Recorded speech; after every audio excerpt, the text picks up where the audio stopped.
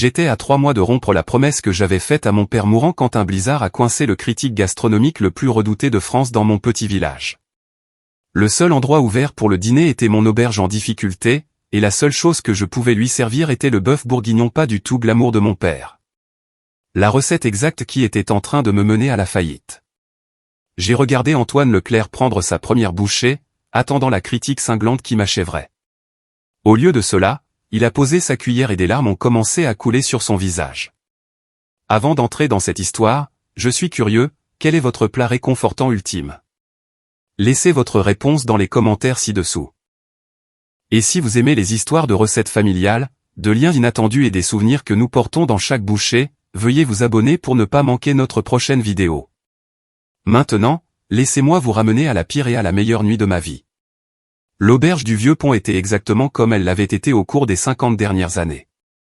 Des banquettes en moleskine rouge, un comptoir en zinc avec des tabourets tournants, un jukebox dans le coin qui jouait encore de vrais vinyles, et un menu qui n'avait pas changé depuis 1978.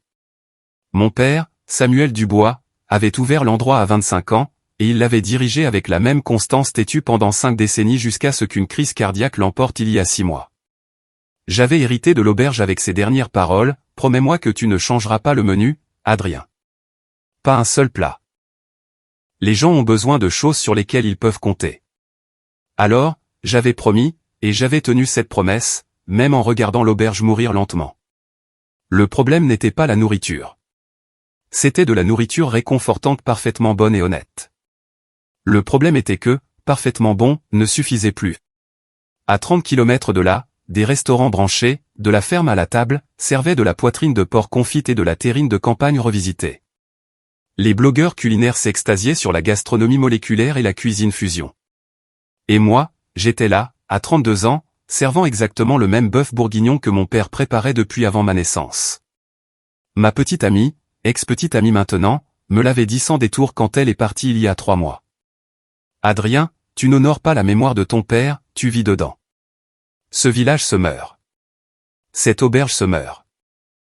Et tu vas couler avec le navire à cause d'une promesse qui n'a plus de sens. Peut-être qu'elle avait raison. Notre nombre de clients avait chuté de 60% au cours des 6 derniers mois. Les jeunes familles allaient dîner dans d'autres villes voisines. Les touristes s'arrêtaient au nouveau café sur la rue principale avec son latarding d'Instagram. Mes clients réguliers mouraient littéralement. J'avais assisté à 4 funérailles au cours des 6 derniers mois. Je faisais les comptes pour la 3e fois cette semaine-là quand le blizzard a frappé. Il est arrivé de nulle part un mardi soir de février. Une de ces tempêtes anormales qui rendent le monde blanc en quelques minutes. À 18 h, les routes étaient impraticables. Le courant vacillait, et les quelques clients que j'avais eus étaient partis depuis longtemps, rentraient chez eux en toute sécurité avant que les conditions ne deviennent dangereuses. J'aurais dû fermer plus tôt. J'aurais dû verrouiller et monter dans mon appartement au-dessus de l'auberge. Mais quelque chose, l'entêtement peut-être, ou les habitudes d'une vie passée dans cet endroit, m'a fait rester ouvert jusqu'à notre heure de fermeture affichée de 21 h. À 20h47, la porte s'est ouverte, apportant avec elle une rafale de neige et d'air froid. L'homme qui est entré était grand, probablement dans la mi-cinquantaine, portant un manteau de laine chair, maintenant saupoudré de neige. Il avait des traits fins, des cheveux argentés et le genre de présence qui vous faisait prêter attention. Même couvert de neige et clairement épuisé par la lutte contre la tempête, il se déplaçait avec une autorité qui semblait déplacée dans ce petit village. « Dieu merci », dit-il, sa voix cultivée avec la plus faible trace d'un accent parisien. Je conduis depuis 20 minutes à la recherche de tout signe de civilisation. « Servez-vous encore à manger ?»« Oui, monsieur », ai-je dit. Parce que c'est ce qu'on dit dans un petit village, même quand on est à quelques minutes de la fermeture et qu'on fait face à la fin de tout ce qu'on a connu. Asseyez-vous où vous voulez. Puis-je vous offrir un café pour vous réchauffer? S'il vous plaît. Il a choisi une banquette près de la fenêtre, bien qu'il n'y ait rien à voir à part un tourbillon blanc. Tandis qu'il enlevait son manteau et s'installait, je l'ai mieux regardé.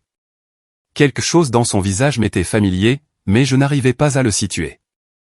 Je lui ai apporté du café et un menu, le regardant le parcourir avec une expression que j'avais vue 1000 fois, une déception polie face aux options limitées et démodées. « Que recommandez-vous » demanda-t-il. Et il y avait quelque chose dans son ton qui m'a mis sur la défensive. Le bœuf bourguignon est notre spécialité. Il est au menu depuis notre ouverture. Servi avec du pain de campagne frais et une salade d'accompagnement. Je prendrai ça, alors. Il a rendu le menu et a sorti son téléphone, fronçant les sourcils en regardant l'écran. Pas de réseau, bien sûr. La tempête a mis hors service l'antenne relais. Ça arrive parfois. Ce sera revenu demain matin. Je me suis retiré dans la cuisine, reconnaissant d'avoir préparé une nouvelle fournée de bourguignons cet après-midi-là. La recette de mon père était simple, du paleron de bœuf, des pommes de terre, des carottes, des oignons, du céleri, du bouillon de bœuf, de la pâte de tomate et un mélange d'herbes qu'il n'avait jamais écrit. Je l'avais apprise en le regardant, en me tenant à ses côtés pendant des milliers de services du dîner, absorbant les proportions et les techniques qui, selon lui, faisaient toute la différence. Ce n'est pas sophistiqué, disait-il, mais c'est honnête. Chaque ingrédient compte, et il ne faut jamais le brusquer. Un bon bourguignon, c'est comme une bonne amitié. Il faut du temps pour que la saveur se développe. Alors que je versais le bourguignon dans un bol et que je mettais 2 tranches du pain de campagne frais que j'avais préparé ce matin-là dans une assiette, j'ai ressenti le poids familier de l'inadéquation. C'était de la nourriture réconfortante, de la nourriture d'auberge, rien de spécial. C'était le genre de repas qui faisait que les gens se sentaient chez eux, mais ça n'allait pas sauver mon entreprise ni faire penser à qui que ce soit que j'étais autre chose qu'un gars d'un petit village servant les recettes de son père décédé. J'ai apporté le repas à l'étranger avec du beurre pour le pain et un verre d'eau. Il a hoché la tête en signe de remerciement et a pris sa cuillère. Et c'est là que ça m'a frappé. Je savais exactement qui il était. Antoine Leclerc, le critique gastronomique le plus redouté de France, l'homme qui avait fait fermer un restaurant 3 étoiles Michelin dans un quartier chic de Paris avec une seule critique dévastatrice. L'écrivain dont les chroniques dans la Gazette culinaire pouvaient faire ou défaire la réputation d'un restaurant du jour au lendemain. Et je venais de lui servir le bœuf bourguignon ordinaire de mon père dans une auberge mourante au milieu de nulle part. Mon cœur s'est mis à battre la chamade. J'ai envisagé de dire quelque chose, peut-être de m'excuser à l'avance pour la simplicité du repas, mais qu'aurais-je dit ? Désolé, ce n'est pas à la hauteur de vos standards habituels, mais c'est tout ce que nous avons. Cela n'aurait fait qu'empirer les choses. Au lieu de cela, je me suis retiré derrière le comptoir, faisant semblant de nettoyer la machine à café tout en le regardant du coin de l'œil. Leclerc a porté une cuillerée de bourguignon à ses lèvres, a brièvement inhalé l'arôme et a pris une bouchée. Puis il est devenu complètement immobile. Sa cuillère a retenti en tombant dans le bol. Il a regardé la nourriture comme si elle venait de lui parler. Et puis, à mon grand choc, des larmes ont commencé à couler sur son visage. Pas une seule larme, pas une subtile montée d'humidité. De vraies larmes coulant librement sur les joues d'un homme connu pour ses critiques brutales et sans émotion des meilleurs restaurants du monde. Je suis resté figé derrière le comptoir, ne sachant absolument pas quoi faire. L'avais-je empoisonné d'une manière ou d'une autre ? Faisait-il une réaction allergique ? Devais-je appeler à l'aide ? Et si oui, comment ? Sans réseau cellulaire et avec la ligne fixe ne joignant que les sapeurs-pompiers volontaires. Leclerc a sorti un mouchoir et s'est essuyé les yeux, mais les larmes continuaient de couler. Il a pris une autre bouchée de bourguignon et ses épaules se sont mises à trembler. Je n'en pouvais plus. Je me suis approché de sa banquette. « Monsieur, ça va ? Il y a un problème avec la nourriture ?» Il m'a regardé avec des yeux rougis, et quand il a parlé, sa voix était épaisse d'émotion. « Où avez-vous eu cette recette ? » La question n'était pas celle à laquelle je m'attendais. C'est la recette de mon père. Il l'a faite de la même manière pendant 50 ans. Pourquoi ? Chaque ingrédient. Je dois connaître chaque ingrédient, chaque technique, chaque détail de la façon dont cela a été préparé. Je me suis assis en face de lui, complètement confus. C'est juste un bœuf bourguignon. Du paleron, des légumes, du bouillon, de la pâte de tomate, des herbes. On le fait braiser à feu doux pendant environ 4 heures. Rien de sophistiqué. Les herbes, dit-il avec urgence. Quelles herbes exactement ? Du thym, des feuilles de laurier, et... J'ai fait une pause parce que c'était la partie sur laquelle mon père avait toujours été mystérieux. Et autre chose. Mon père appelait ça son ingrédient secret, mais il ne m'a jamais dit ce que c'était. J'ai finalement trouvé à l'odeur. C'est de la marjolaine. Juste une toute petite quantité ajoutée dans les 30 dernières minutes de cuisson. Leclerc a mis sa tête dans ses mains. De la marjolaine. Bien sûr, j'aurais dû le savoir. J'aurais dû m'en souvenir. Monsieur Leclerc, ai-je dit, car il ne servait à rien de prétendre que je ne savais pas qui il était. Je ne comprends pas ce qui se passe. Ai-je fait quelque chose de mal? Il m'a regardé, et son expression était un mélange de chagrin, d'émerveillement et de quelque chose comme de la joie. Vous savez qui je suis. Tout le monde dans le secteur de la restauration sait qui vous êtes, monsieur. Alors vous devriez savoir que j'ai mangé dans tous les restaurants dignes de ce nom en France et probablement dans la moitié de l'Europe. J'ai eu des repas préparés par des chefs de renommée mondiale, des plats qui coûtent plus que ce que la plupart des gens gagnent en une semaine. J'ai goûté à l'innovation, à l'art et au génie culinaire au plus haut niveau. Il a fait un geste vers le bol de bourguignon devant lui. Et ceci, ce simple bœuf bourguignon dans une auberge, est le repas le plus important que j'ai eu en 20 ans car il a le goût exact, incroyablement, parfaitement identique à la recette de ma mère. Une recette que je pensais avoir perdue pour toujours quand elle est morte. La cuisine est soudainement devenue trop chaude. J'ai desserré mon col. Ce n'est pas possible. Mon père a créé cette recette. L'a-t-il fait? Demanda doucement Leclerc. Ou quelqu'un la lui a-t-il apprise? Je me suis reculé, mon esprit s'emballant.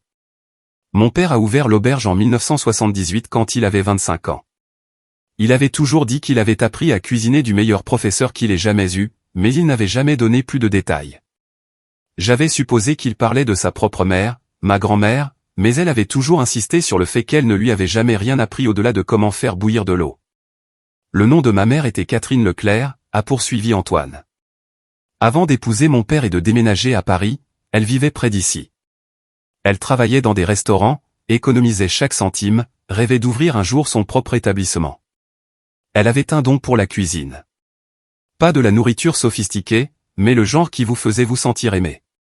Son bœuf bourguignon était légendaire parmi les gens qui la connaissaient. Il a pris une autre bouchée, fermant les yeux en la dégustant. Elle est morte il y a 20 ans. Soudainement, un anévrisme. Elle était partie avant que l'un de nous puisse dire au revoir. Et ses recettes sont mortes avec elle. Elle n'avait jamais rien écrit, disant que la cuisine était une question de sentiment et d'instinct, pas de mesure. J'ai essayé pendant des années de recréer son bourguignon, mais je n'ai jamais réussi. Ce qui s'en rapprochait le plus manquait de quelque chose, d'un élément que je ne pouvais pas identifier. La marjolaine, ai-je dit doucement. La marjolaine, a-t-il confirmé. Elle appelait ça son murmure secret, juste assez pour ajouter de la complexité sans être identifiable. J'avais oublié. Je l'avais goûté des milliers de fois mais je n'ai jamais su ce que c'était. Mais comment mon père aurait-il pu connaître sa recette? Leclerc a sorti son portefeuille et en a extrait une vieille photo usée. Il me l'a tendue. Je garde cette photo d'elle dans mon portefeuille car elle montre à quel point elle était heureuse dans une cuisine depuis sa jeunesse. La photo montrait une jeune femme, probablement dans la mi-vingtaine, debout dans une cuisine que j'ai immédiatement reconnue. La cuisine de l'auberge du Vieux Pont, plus récente, mais indubitablement la même. Elle riait, portait un tablier, tenait une cuillère en bois. À côté d'elle, avec son bras autour de ses épaules, se trouvait un jeune homme que j'ai aussi reconnu sur de vieilles photographies. Mon père, des décennies avant ma naissance. J'ai retourné la photographie. Au dos, à l'encre pâlie, était écrit « Catherine et Sam, 1979 ». Le meilleur partenaire de cuisine que j'ai jamais eu. Je promets de ne jamais changer ton bourguignon. Adieu, Cathy.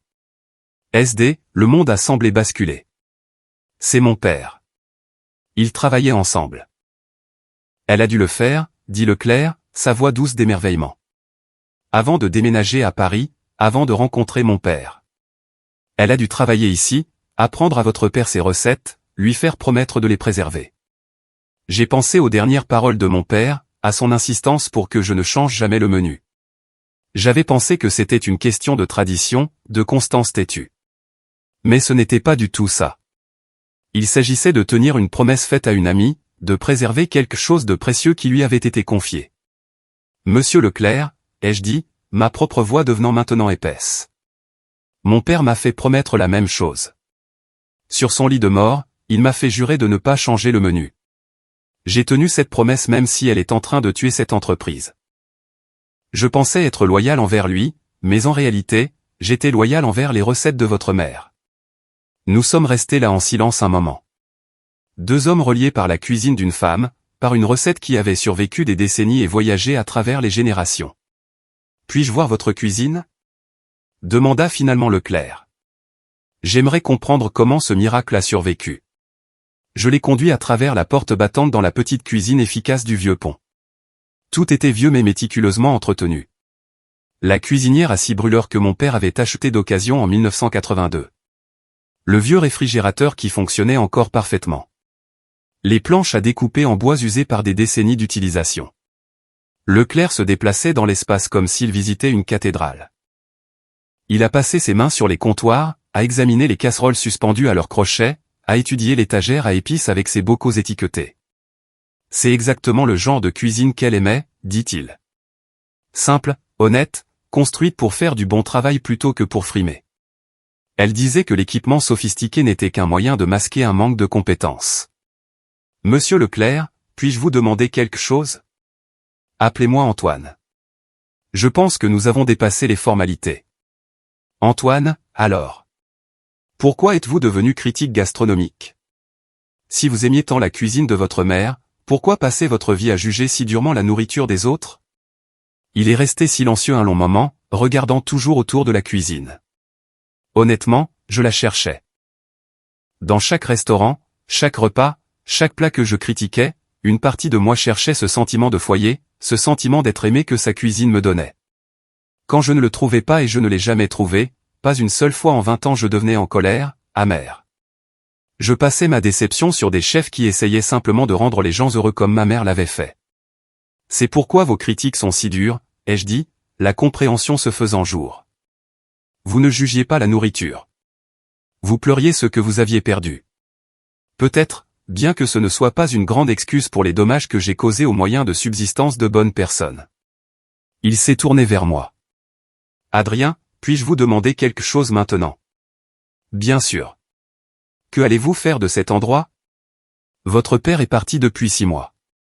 Vous avez dû penser à votre propre avenir. La question que j'évitais depuis des mois. Je ne sais pas. Je lui ai promis que je ne changerais rien, mais l'auberge se meurt. Nous perdons de l'argent chaque mois. Dans 3 mois, peut-être 4, je devrais fermer les portes définitivement. Parce que vous servez la nourriture de votre père, à la manière de votre père, à un monde qui a évolué, a dit Antoine. Mais et si le monde n'avait pas évolué ? Et s'il avait simplement oublié ce qui compte vraiment ? Je ne comprends pas, il a fait un geste autour de la cuisine. Cet endroit, cette nourriture, ces recettes ils ne sont pas démodés ou dépassés. Ils sont authentiques. Ils sont réels. Dans un monde de mousse, de pincettes et d'ingrédients que personne ne peut prononcer, vous offrez quelque chose qui est devenu rare. Un réconfort honnête, fait avec compétence et préservé avec amour. Ce n'est pas sans valeur. C'est inestimable. Alors pourquoi personne ne vient ici ? Ai-je demandé, la frustration de 6 mois finissant par éclater. Pourquoi je sers 20 repas par jour alors que j'en servais une centaine ? Parce que personne ne sait ce que vous avez, dit simplement Antoine. Vous êtes le secret le mieux gardé, et les secrets ne maintiennent pas les restaurants ouverts. Vous devez raconter votre histoire, et je pense savoir comment faire. La tempête a continué toute la nuit. Antoine a appelé son assistant sur la ligne fixe de l'auberge pour lui expliquer qu'il serait retardé, puis s'est servi davantage de bourguignon et de pain pendant que nous parlions. Il m'a parlé de sa mère, non pas Catherine Leclerc la cuisinière, mais Catherine la personne, comment elle chantait en coupant les légumes, comment elle croyait que nourrir les gens était une façon de les aimer, comment elle est morte avec des rêves inachevés, n'ayant jamais ouvert son propre restaurant mais ayant touché d'innombrables vies grâce à sa cuisine.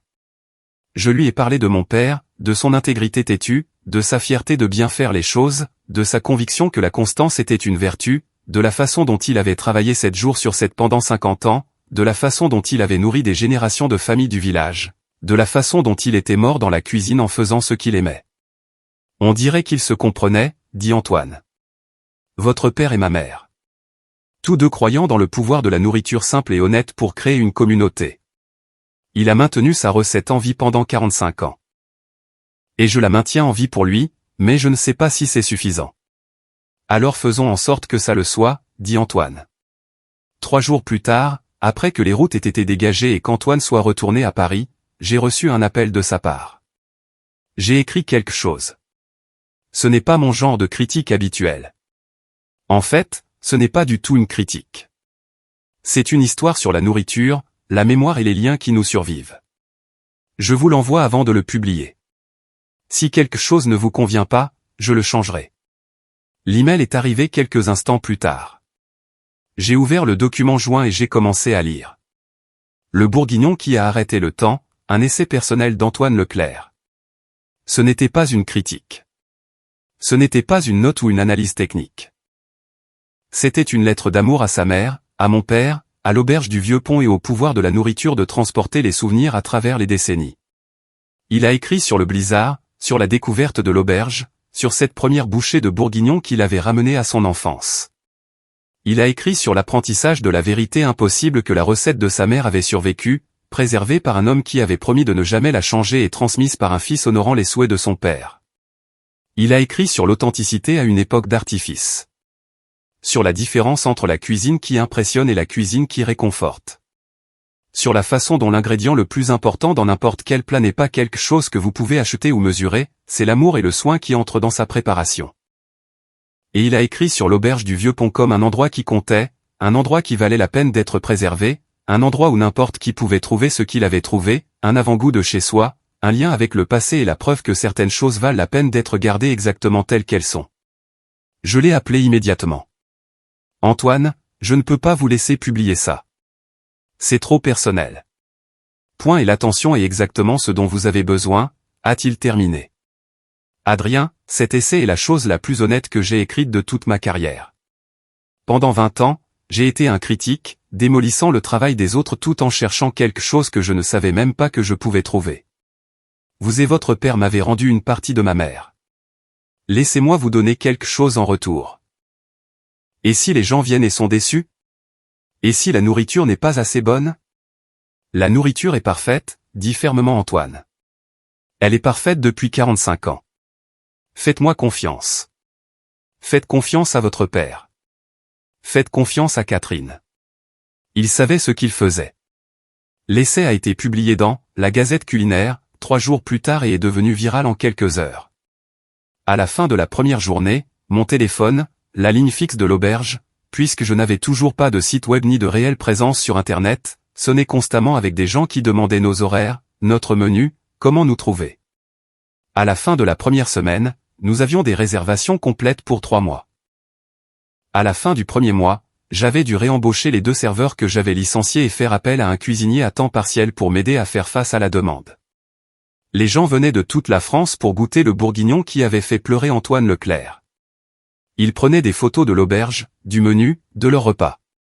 Ils écrivaient leurs propres articles de blog et publications sur les réseaux sociaux pour parler de la découverte de ce joyau caché. Mais plus que cela, ils venaient pour ce qu'Antoine avait décrit, l'authenticité, la connexion, le sentiment d'être dans un endroit qui valorisait la tradition et la qualité plutôt que les tendances et les marges de profit. L'auberge du Vieux Pont était sauvée. Et dans le processus, j'ai découvert pourquoi mon père m'avait fait promettre de ne jamais changer le menu. Ce n'était pas parce que la nourriture était parfaite, même si elle l'était. Ce n'était pas parce qu'il s'accrochait obstinément au passé, même si cela aurait pu sembler ainsi. C'était parce qu'il comprenait que certaines choses ont de la valeur précisément parce qu'elles ne changent pas, parce qu'elles restent constantes dans un monde inconstant.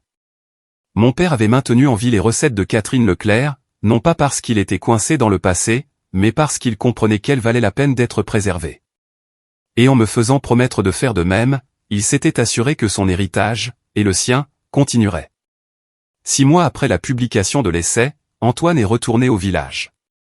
Cette fois, il n'était pas bloqué par un blizzard, il est venu intentionnellement, montant de Paris par un bel après-midi de septembre. Il voulait le voir, dit-il en regardant l'auberge maintenant animée. Il voulait voir ce qui s'était passé. Chaque banquette était pleine. Chaque tabouret au comptoir était occupé. Et dans le coin, il y avait un nouvel ajout, une photographie encadrée d'une jeune femme dans une cuisine souriant en tenant une cuillère en bois et d'un jeune homme avec ses bras autour de ses épaules, souriant également. Antoine est resté longtemps devant la photographie, sans parler. Quand il s'est finalement retourné vers moi, ses yeux étaient à nouveau humides. « Merci, dit-il, de l'avoir maintenu en vie, d'avoir honoré ce que ma mère et votre père ont construit ensemble. » « Merci », ai-je répondu, de m'avoir aidé à comprendre pourquoi c'était important, de m'avoir montré que tenir une promesse n'est pas la même chose que de vivre dans le passé. Nous avons dîné ensemble ce soir-là après la fermeture, du bœuf bourguignon, bien sûr, et du pain et une conversation qui a duré jusqu'à minuit. Nous avons parlé de nos parents, des héritages qu'ils nous avaient laissés, des façons inattendues dont l'amour et la mémoire perdurent. J'ai décidé quelque chose, m'a dit Antoine alors qu'il se préparait à partir. Je prends ma retraite de la critique de restaurant. Cet essai que j'ai écrit sur cet endroit, c'est le dernier. J'ai fini de juger la passion des autres. Je veux faire quelque chose de différent. Que ferez-vous? J'écris un livre de cuisine sur ma mère, sur son approche de la cuisine, sur la façon dont la nourriture nous relie aux personnes que nous aimons. Et j'espérais que vous pourriez m'aider. Votre père a préservé ses recettes. Peut-être qu'ensemble, nous pourrons les partager avec le monde. 6 mois plus tard, la cuisine de Catherine, recette pour la connexion, a été publiée. Il présentait les recettes de Catherine Leclerc préparées et photographiées à l'auberge du Vieux-Pont, avec des histoires d'Antoine et de moi sur les parents qui nous avaient façonnés. Le livre est devenu un best-seller, mais plus important encore, il a aidé les gens à comprendre ce que mon père avait toujours su, que la meilleure nourriture n'a pas besoin d'être compliquée ou innovante. Il suffit qu'elle soit faite avec soin, servie avec amour et partagée avec des personnes qui comptent. L'auberge du Vieux-Pont est maintenant florissante. Nous servons le même menu que nous avons toujours servi, préparé de la même manière qu'il a toujours été préparé. Les gens viennent de partout pour goûter les recettes de Catherine Leclerc, préservées par mon père et transmises par moi. Et chaque fois que je sers un bol de bœuf bourguignon, chaque fois que j'ajoute ce murmure secret de Marjolaine dans les 30 dernières minutes, je pense à la promesse que mon père a faite à Catherine il y a 45 ans et à la promesse que je lui ai faite.